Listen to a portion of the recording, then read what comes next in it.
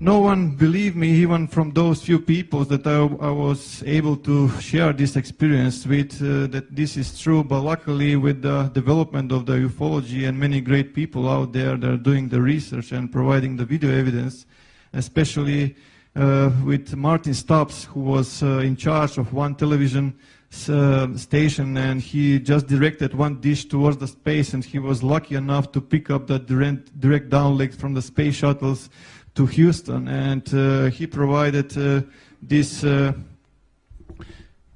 So as you can see, this is on infrared. That is why his black and white is from STS-63, and they are trying to locate the Mir space station. They cannot locate the Mir space station because more than 100 objects are appearing and disappearing from the radar.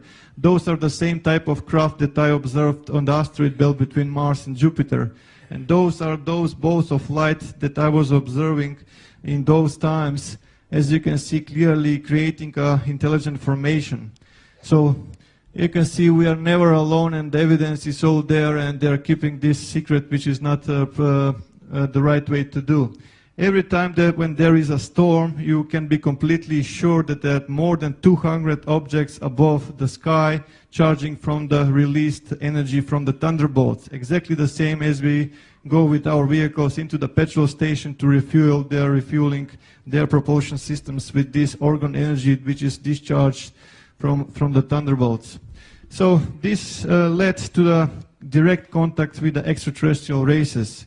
Many of those contacts were positive and beautiful, but some of the contacts were extremely aggressive. I got in conflict with certain races, one of which was the Gray Collective, and I can confirm that we have a presence from both polarities, both positive and both negative. My life afterwards went into the direction that I was trying to help as many as possible, giving my knowledge to all the people who is open to this. Like I mentioned on the beginning, I just developed a special relationship with every student of mine, and I was trying to help him as much as possible to achieve the same. So in my perspective, this is the way. We have to go back to the nature, and we have to unite with that energy, understand that energy, and how to direct this energy. When I was working on the decoding of the crop circles, that's where the contacts with the crop circle makers intensified to a high degree, especially when I was describing what kind of technological achievements can be achieved through the information delivered by the crop circles. So as you can see here, those balls of light are everywhere. And from the Sri Yantra, there is a huge ball of light everywhere. Every time when I was actually working on this, for example, this is one group that I worked in Melbourne. As you can see, those orbs are everywhere. Please pay attention to this region here. You will see one of those balls of light penetrating. It's completely intelligent, as you can see, and they're following me all the time, and the progression that is made. Which takes us to a logical question: who makes the genuine crop circles and why? To the best of my knowledge, at least few extraterrestrial races are making these genuine crop circles, and they have different approach, but mainly the approach is that to inform us, because our governments are deceiving us. They are not providing us the real situation of the planet, the real situation in the Milky Way galaxy, and especially the real situation, what we really are and what our potentials are. So, to the best of my knowledge, as you can see, more than 20,000 crop circles are delivered, and usually the question that comes to me is where they're coming from. They're coming from many dimensions, and they live on many places, even in physical dimension, even in other dimension, but as you can see, they're using this like a portals. As you can see how they're actually penetrating our dimension, influencing with the microwave energy or electromagnetic energy, if you will. Once again.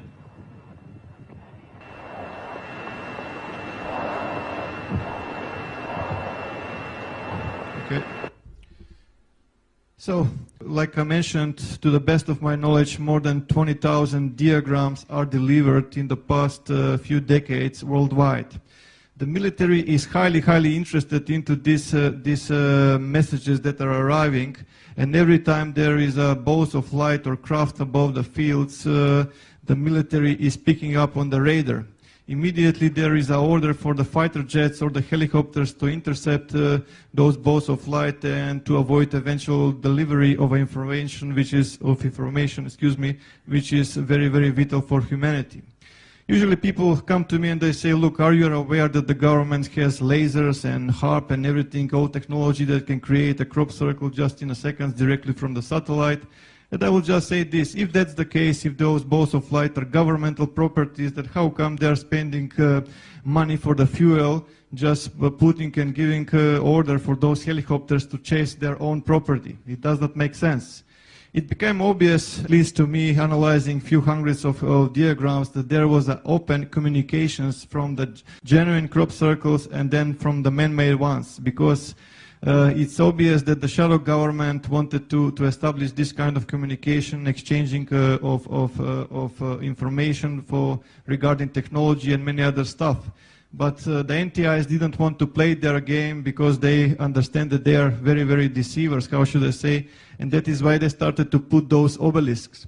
Those obelisks, there are receivers. As soon as certain frequency appears around the fields, which actually, as I mentioned a while ago, these objects are penetrating our dimension, this frequency appears, and that's where they actually are getting there.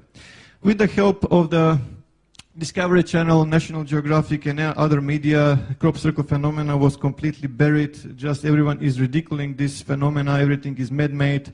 It's all done. There's nothing to see, and so on and so forth. So how come the military is so interested into this phenomena if that's the case? So as you can see from the left, this is what the best humans can do, what complexity is concerned, and the real stuff is usually followed by those balls of light that we are talking about. With the human ones, you can see the footsteps everywhere. The crop is completely destroyed, and they remove all the information from this. This, by the way, was achieved by the team Satan in New Zealand, just for example, that people can make these crop circles. Yes, they can make these crop circles, but you can see also the mess that they can make. Back in 2000, Dr. Eltio Hasenhoff actually stepped forward, which is very rare for the mainstream scientists, and he actually examined many crop designs, and he noticed that there is a thermal expansion and node lengthening with many of those. He was searching for some matching of the distribution model of node lengthening, and he found one, and this mathematical model was actually electromagnetic radiation distribution of a point source. The further you go from that source, the less light it becomes. Or in other words, the distribution of the node lengthening is strongest in the crop circle center, and it's less and less as you go towards the edges, right? So the difference between the man-made and the real phenomena is that plant is still alive. It's bended even to around 90 degrees, and the plant is still growing. It was actually exposed to extreme high temperatures, but in the split of a second it was cooled also. So for the last, with this 10 to 40 micron diameter pure iron spheres detected with the genuine phenomena, which is not present, and they're impossible to find with ones that are made by ropes and sticks.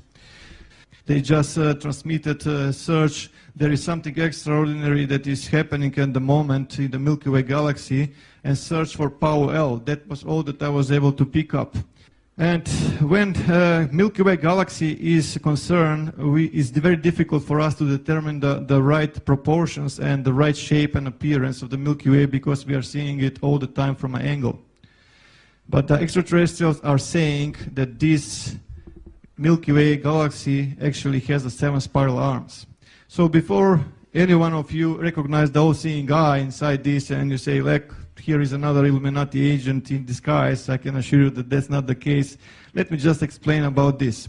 I asked the NTIs about what this thing is, and they said this is neither positive, neither negative. It's just simply energy, and the contact which is made actually is polarizing this energy. For the Illuminati, it's meaning something else, but also there is another side of the coin. So let's just analyze for a while, right? Sorry. And one of the professors in Germany Linguistic Academy, Professor Kurt Schulman actually made a translation, and he stated that these writings is matching the time of the ancient Sanskrit, and the literal translation is "the Son of the Creator comes." So what is this eye that we are seeing everywhere in the space? The interesting thing is that there is a gate, and there is something coming from this gate. They are referring to the Sagittarius A star, which is a code name for the supermassive black hole in the Milky Way galaxy center. There is a hole and there is an explosion. As you can see, hole and explosion, and they're referring to this. When those galactic cores explosions happen, there are two things that are appearing. First, there is a cosmic jet that goes perpendicular to the galactic plane, and there is a wave of energy that is spreading along the galactic plane towards the edges of the galaxy. When you throw a rock into the pond, right, or into lake, you will have a disturbance. You will create a concentric circles. You will create waves, right? So that's the same what they are saying. There is a wave. Watch out that there is a wave. And the wave is coming from the galactic center. Again, you can see a plane with birds in two directions. They're actually referring to the galactic plane because they inform me what they're trying to say. And even more birds going into two directions, and they're referring to this, and I will explain this in more detail. The energy is extreme, is going towards the edges. It's massive, it's flying fast. It's going to hit the sun. When it's going to hit the sun, it's going to change how the sun is spending its fuel. Is going to produce that sun moves from its so-called main sequence into what is known red giant phase. So what will happen in our solar system in the near future, right? So for this, we can analyze the pictogram that arrived on July 15, 2008. It is obvious a solar system, and when you analyze, you see that it's completely matching our solar system and the planets in it. So they even left a dot for a moon, and also they left a ring for Saturn. Again, the anomaly was found, and the crop is not destroyed by the mechanical force. So another parallel. So it's not the first time that those amazing blue displays are observed from International Space Station. So someone is referring us very strongly that we pay attention to a certain time frame, to a point in time, which is 23rd of December 2012. Just 7 days after, on July 22nd, 2008, update appeared, and which in my perspective is a Rosetta Stone to everything we need to know what 2012 and 2013 event is all about. So let's just analyze this for a while. Our sun is not in the same the same size anymore. It become bigger. Mercury was fallen and Venus was fallen, which leaves us Earth and Mars dangerously close. There is some kind of object appearing very close to our solar system, which exactly, if you apply astrophysics and you find astronomical charts, you will find that it is coming from the Virgo constellation. And when I checked the astronomical charts for a new moon in 2012, December, I found that actually it's appearing on December 13, 2012, which is when we will start to observe from the sky something that is approaching from the Milky Way galaxy. And down further, we can see different symbology here, a Milky Way galaxy with the depicted galactic plane, cosmic snake, cosmic kundalini or nexus or whatever suits your terminology, snail, spiral, again a new moon, and two stars in the Ficus star constellation, which is very close to the sun in that particular time. But sun changing size, is that possible? Definitely it is. This is just a small example of the life of a star.